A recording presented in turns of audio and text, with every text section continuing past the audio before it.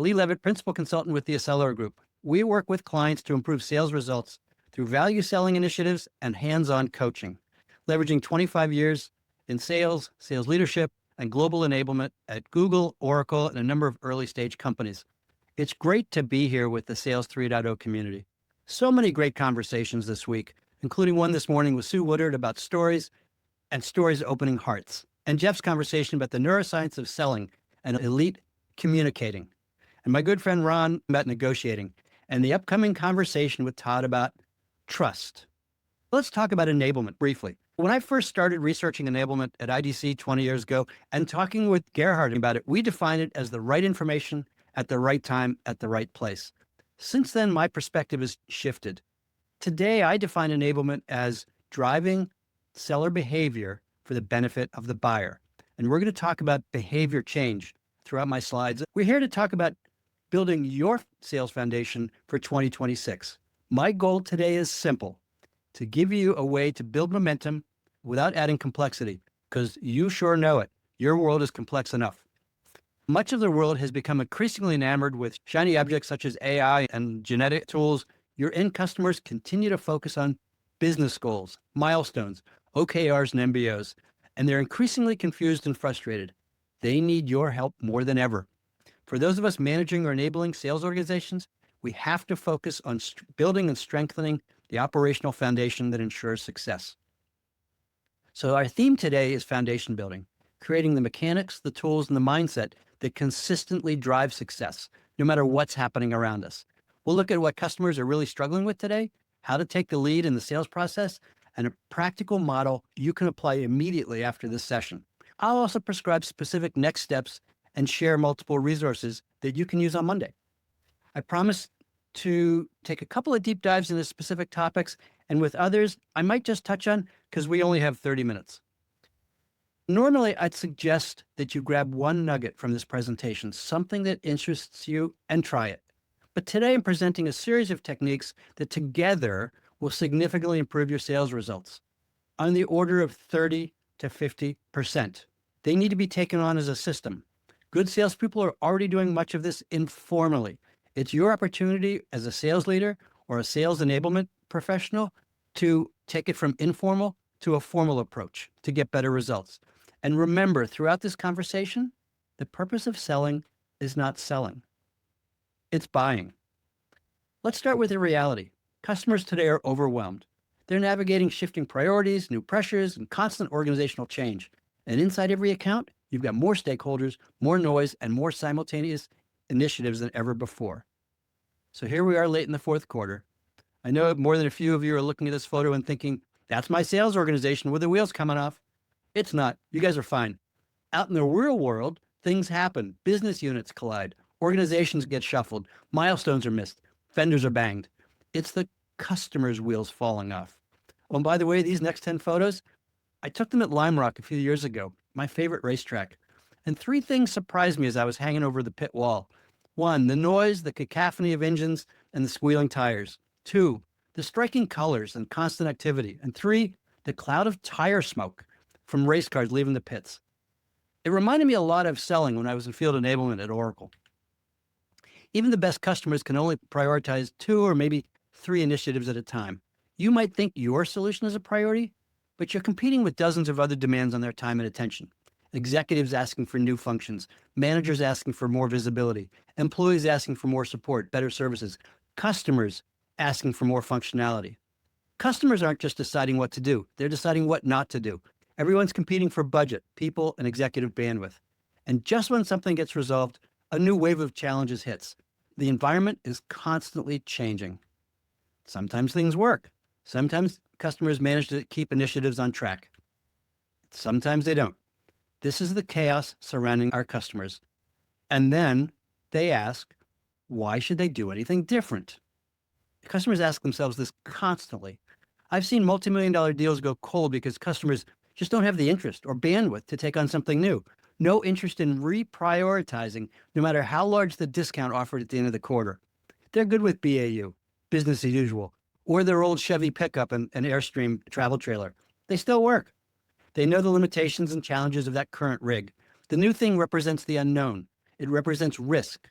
organizational risk, personal risk, reputational risk. So why should they do anything different in 2026? Because in this business environment, they have to. Competitors are making changes, becoming more competitive. Customers have higher expectations. Wall Street wants increasing returns. But customers aren't looking for a salesperson. They need a guide, someone who can create structure, clarity, and confidence. Customers need someone to lead them, just like this gentleman in that tweed jacket on that vintage Vespa. Or someone to take the driver's seat. Selling today isn't about pitching product. It's about change management. Customers are paralyzed by fear of making a decision. This is where your exceptional sellers stand out. They don't wait for customers to lead. They take the driver's seat. They orchestrate the process. They align stakeholders. They create momentum. Matt Dixon and Ted McKenna document this in the Jolt effect. Customers need direction. They need you, us, to take the driver's seat, not to push them, but to steer them, to help them discover what's possible and how to get there. If you do this well, you become indispensable. Your job is to organize their reality. If you just fulfill demand, you're a fax machine. Your job is to create demand by showing them what's possible, or to use Gerhardt's favorite word, to co-create. Selling is all about change management, helping customers to prepare for things to go differently. They've never done this before. Whether it's acquiring another company or rolling out a customer retention system, most customers don't know what's possible.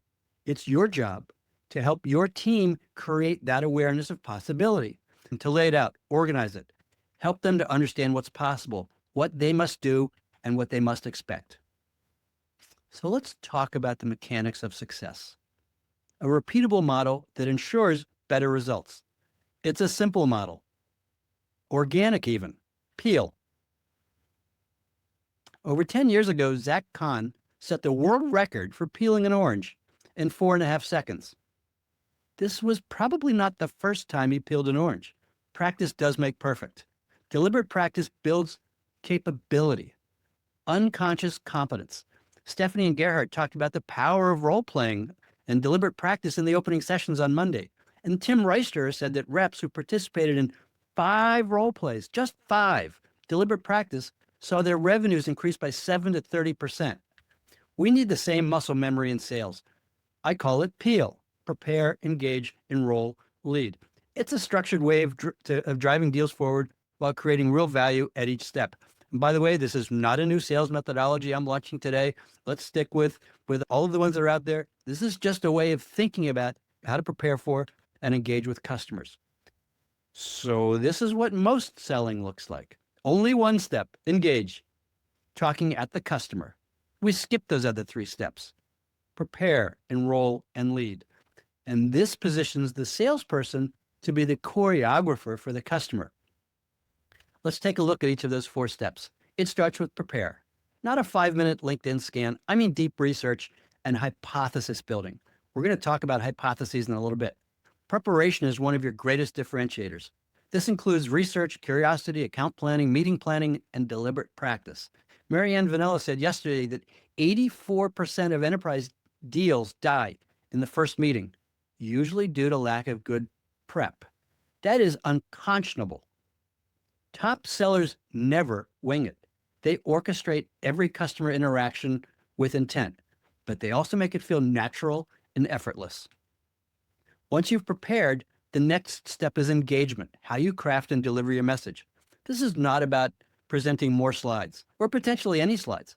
It's about saying the right thing to the right people at the right time in the simplest possible language. It's not about your pitch or your product. It's about using their language. It's about confirming what you found in prep. Without using their language, there's no communication. And it's all about communicating, connecting how the customer wants to connect using their language. So to find their language, become the CSI profiler. Take a look at this job posting. It gives you a lot of visibility on what's going on in the customer's organization. Let's take a look at LinkedIn and find something that Danny Harris posted on LinkedIn a while ago about Gerhardt. I've known Gerhardt for a long time. Changing mindset, genuine and authentic person who will listen, engage, and be open to the power of positivity. Does this capture Gerhardt? Absolutely. Yeah. So here's the most important thing a salesperson can do. Identify the customer's language of value and use their language to connect. So what do I mean by language of value? It's how the person describes the world, or how Danny described Gerhardt. It's the words they use. It's their value system. I'm a car guy. My language of value is performance. So when I'm interested in buying a new car, my pitch to my wife is, honey, I'd like to buy the Porsche Cayman. And the reason I'd like to buy the Porsche Cayman is because it's a mid-engine car. And because it's a mid-engine car, it will perform better on the track. And the answer is no, because my wife's language of value is not performance, it's cost. So let me redo that pitch using almost identical conversation, but using her language of value. Honey, I'm interested in buying the new Porsche Cayman. And the reason I'm interested in buying the new Porsche Cayman is because it's a mid-engine car. Now, right to that point, same details, same product pitch. Now, here's where it changes. And because it's a mid-engine car, it'll be less expensive when I take it to the track each week. It'll be gentler on tires. I won't have to spend as much on tires. It'll be less expensive. It'll be easier on suspension, so it won't cost as much to maintain. So here I am now pitching to her language of value. I'll let you know how that turns out. So let's take a look at language of value used in engaging with a prospect. This is a real scenario, one I used for an enablement workshop recently, and I'm sharing it as an example of how to help reps build their engagement abilities. So let's get to know Lana, safety specialist. We'll take what we learned from her profile, and I've highlighted a few things here: analyze operations, pinpoint areas for improvement, implement plans, and create communications that align with her goals and her language of value. So here's an opening that we put together to call on Lana.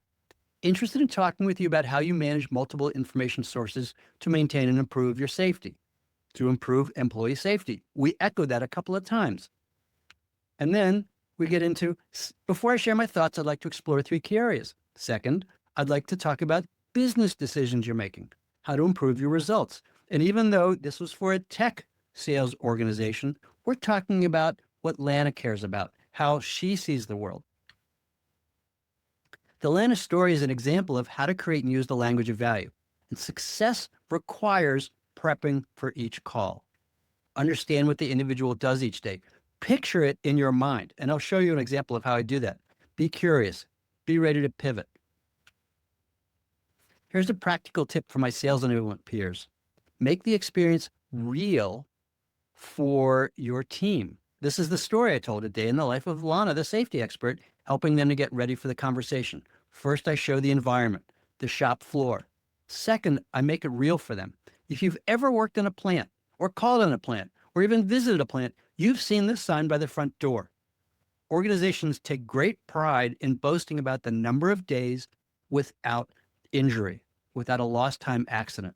It's really serious. I've worked in several plants, and this is taken very seriously because there's nothing sadder than when someone has to erase that number, that source of pride regarding safety, and they write that goose egg up on the board. It means someone got hurt. One of their friends is out of work. One of their friends is injured and might be at the hospital.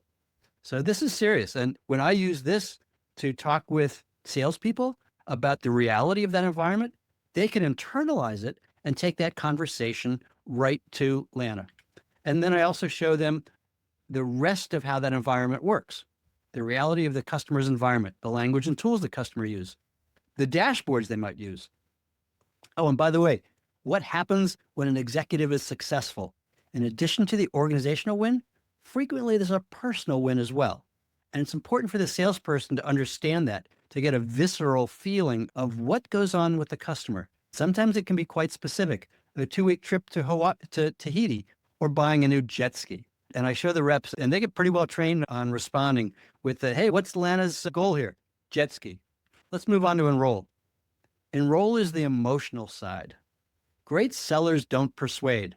They enroll. They make the customer feel ownership of the discovery process. Customers don't buy because you're passionate. They buy because they feel the problem, the opportunity, and the path forward. The root of sell is to give or to promise. You have to enroll the customer in the mission to get them to want to change.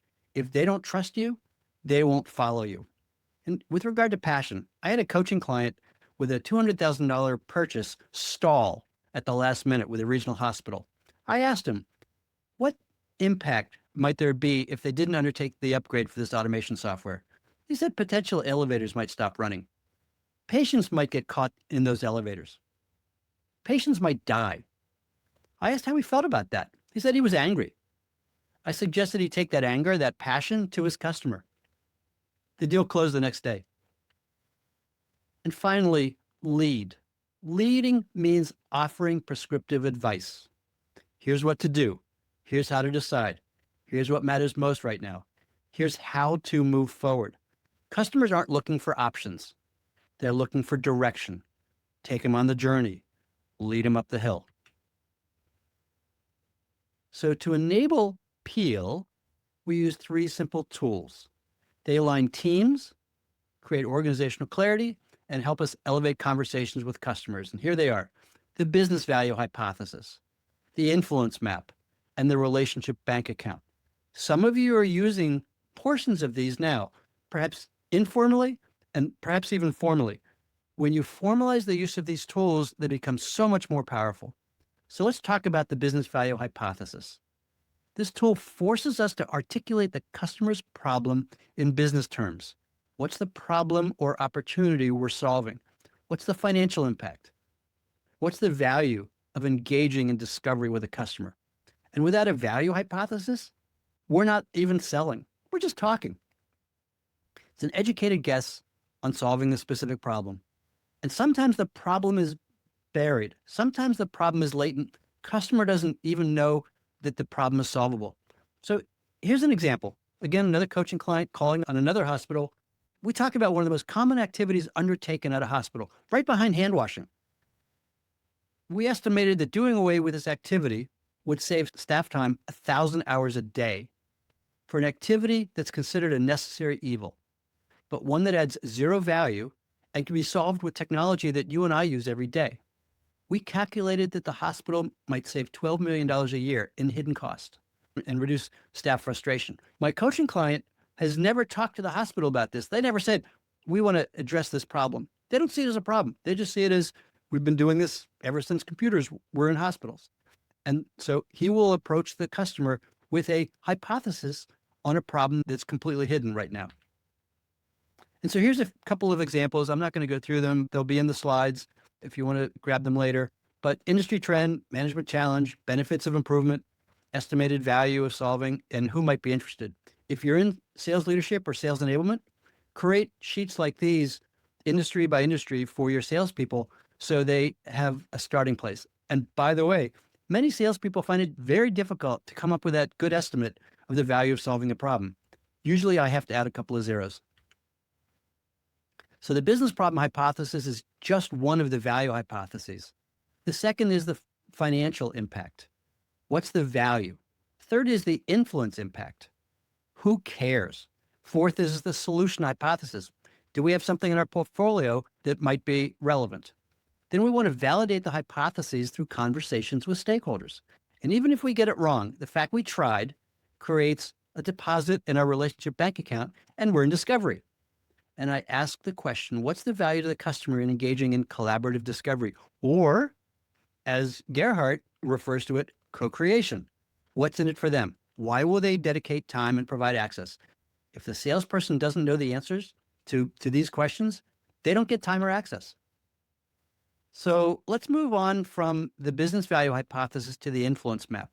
This is what the buying team typically looks like to most reps and how it's represented in Salesforce and other CRMs. But that's useless. We need to know how the decisions are being made, by whom, and the strength of our relationships with those people, because those are all moving targets and we need to improve them. So here's the influence map. Every deal has politics. Every decision has influencers you'll never meet unless you map them and approach them and engage. This tool tells you who matters, what they care about, how to align with them, and where you need a champion. The title is simple. Roles are more important. Roles include economic buyer, key stakeholder, influencer, internal coach, cheerleader, and more. Very different than titles. When you lay out the influence map in detail, you see where you need to improve relationships or find additional people. And so we track relationship strength and the trend of that relationship strength for every person. So we're going to get into the relationship bank account because that's the measure. For our relationship bank account, it's just a way of thinking about the strength of our relationship with customers. Every interaction is either a deposit or a withdrawal. Are we creating value, building trust, being curious, following through? Every insight you bring is a deposit. Every time you send a link to a relevant article, it's a deposit. Showing up for lunch and learns is a deposit. Every ask is a withdrawal. Most reps try to withdraw, asking for introductions, pulling together resources for meetings, closing the deal before they've made enough deposits. You have to earn the right to ask. And the concept of the relationship bank account is really useful because as you track it and see changes, you can make specific investments. We've got a key stakeholder where our balance is zero. We're not closing this deal if that balance is zero. So we need to do a make good there. So let's talk about the glue that sticks it all together. Is sales art or science? It's actually both. The tools, the hypotheses, the maps are the science. They provide the structure so the art, your personality, can shine through. And these 5 traits are the glue that hold everything together. Curiosity. Customers feel when you're genuinely interested. Authenticity. No one wants a polished pitch. They want a real human being. Passion, not hype, but deep belief in your work and concern for the customer's outcomes. Resilience. Staying steady when things go sideways. And integrity. Doing what you say you'll do. These aren't soft skills. These are competitive advantages. And here's a tip. Well, understanding the customer's language of value may be the single most important thing a salesperson can do. A daily habit can be the single most important thing that improves their results. At the end of each day, think about 3 things that worked well that day and consider one thing that you would do differently for a better outcome. Write these down in a notebook. And that daily introspection becomes a powerful force multiplier over time. And I ask my coaching clients to text me at the end of each day what they've found. And that the day-to-day habit of doing this causes improvement over time. It's absolutely a powerful, powerful force multiplier. Resources and next steps. There's no need to reinvent the wheel here. It's your job to prepare your team for success. We're looking for a shift in mindset, and we're looking for consistency in preparation and performance.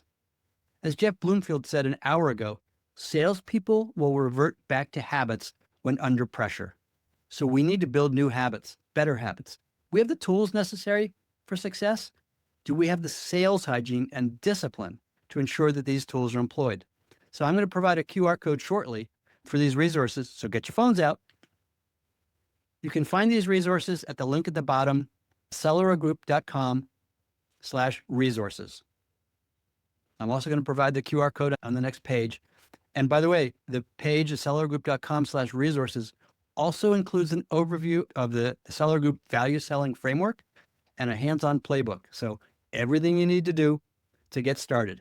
I've also got a podcast.thoughtsonselling.com with fantastic conversations from across the sales ecosystem. Gerhardt was on recently and we had an absolute blast. So take a quick snapshot of that or a quick link and grab those resources. Again, there's no gate there, so enjoy. And feed your brain. Here are some of the books that shaped my thinking, especially The Jolt Effect on Customer Indecision and The 4 Agreements by Don Miguel Ruiz. Be impeccable with your word. Don't take anything personally. Don't make assumptions, and always do your best. Words to live by. So what can you do Monday? Implement formal account planning and call planning. No winging it. Make prep non-negotiable. Practice enrollment, getting emotional buy-in, and coach your teams to take the driver's seat. I tell sales engineers not to go on calls that salespeople haven't developed business value hypotheses for and a plan developed and discussed. You can also ask me for help. We help teams to find significant sales productivity improvements and coach individual salespeople to develop a performance mindset and focus on the activities that truly make the boat go faster. So a question came up. How do we work with clients? For value selling and other sales productivity improvement projects, we work hands-on with your team to identify gaps and conduct training or facilitate workshops to improve skills. Importantly, we also work with sales leadership and management to ensure ongoing support for these initiatives. Coaching includes a focus on the performance mindset and the day-to-day habits that ensure sales excellence, ranging from account planning to meeting and call prep to my favorite, role playing. And I'd love to continue the conversation. Connect with me at acceleragroup.com or on LinkedIn or through the Thoughts on Selling podcast. Hit the QR code, set up a meeting, and let's explore how you can ensure success this coming year. Thank you, and here's to building a fabulous 2026. Lee, can you backtrack? Somebody's asking, deliberate practice creates ... what? Can you fill it in for me? Deliberate practice creates the muscle memory that when a rep is under pressure, they do the productive thing. It's the same reason that when we think about the Karate Kid, the wax on, wax off. Right. The kid didn't have to think about how to move his hands when something happened. He did it instinctively. In the same way, top salespeople don't think in selling conversations. They're present. It's just like improv. Dan Pink in To Selling is Human equates enterprise selling with improv. And there's two key points from his conversation. One is every statement is an offer. And two, take care of your partner. So in improv, you never have time to think. You just do. You act, you react. In top selling conversations, there's no time to think. What should I say when the customer said that? You have to respond without thinking. So when you do that deliberate practice, you're building that muscle memory of how to do the right thing in the moment. I want to thank you for helping us think beyond today's deals and the last quarter and the pressures and focus on the foundation for 2026. I think your guidance, your vision, your appeal to prioritize, to strategically plan, and move forward with disciplined execution. You offered a clear roadmap for building the momentum we need to succeed. And you also reminded us that great years don't happen by accident. That's right. Build that foundation for success in Q1. And that's all engineered by the choices we make today, systems that we build behind the scenes. And your ideas are extremely practical, they're actionable, and I think you provided us with deep insights for leaders that look to elevate the performance and build the competitive advantage. So I want to thank you for sharing your expertise. Thank you, Gerhard. It's always a pleasure to share the lectern with you.